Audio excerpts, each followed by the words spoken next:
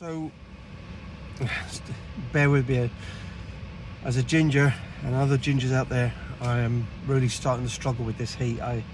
Trying to cool down and stuff. And anyway, yesterday I had my ENG1, which is my Seafarers medical, and they've given me a restricted medical certificate, which is it's good and bad really. For my line of work, it's a little bit terminal. There is a positive twist to it because the ENG1 is a year-long ticket, but it's dated from the day of the accident, which was February this year. So we're already 6-7 months in, so I've got 6 or 7 months to go. That means that if I do not have a seizure, I've never had a seizure, by the way.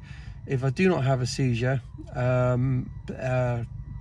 by February 2027, then I can resit the medical exam and they will give me a class 1 ENG1.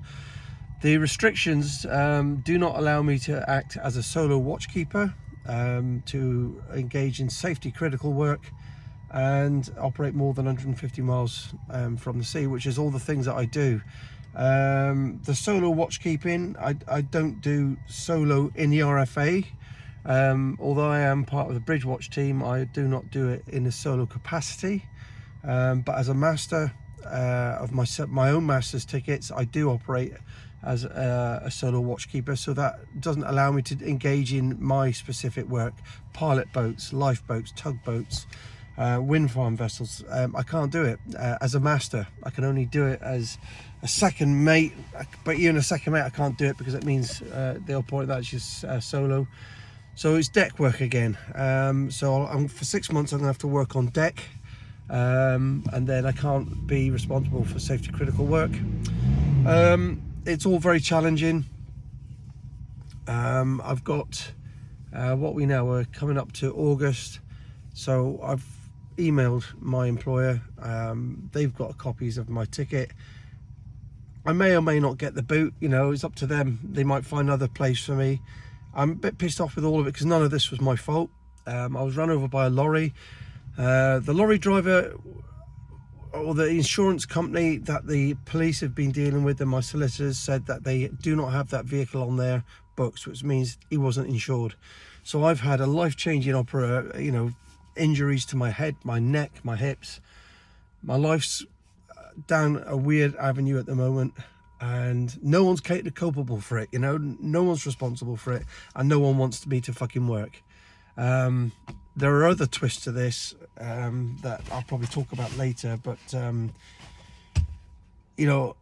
58, but I'm a fit 58, and I have 1,000 things to teach the next generation coming into this industry, and it just feels like it's all being held back. I have a political belief as well, which isn't popular. I do not believe in DEI and political correctness and wokeism and all that's creeping in. I've admitted it it's got me in trouble with the RFA because I'm not pro DEI. I think it's dangerous and it undermines very safe and foundational policies and safe practice within the maritime industry. I'm not a fan of it. I have seen the destructive side of it. It's dangerous. I've seen people, my best mate ran a winch in front of me, and he was a very experienced seaman, and I've seen lots of death at sea and injuries, and I'm telling you, that shit happens. And just sticking weak people in those environments is a recipe for disaster. We all know it, but the fucking government doesn't. Anyway, don't get me started. So I've got to wait now. I don't know what's going to happen. I've emailed the MCA to ask for a little bit more clarification and a bit more help. I don't mind working AB on boats for 6 months, if someone sees the video and they want more than capable individual working as a decky. I repair my own machinery. I'm very proactive. I'm not lazy. I'm not bone idle. I'm not DI. I'm not woke. I'm a very good hand, so I'm quite happy to work as a hand on the industry. Jets, court, ASD, shaft, doesn't matter.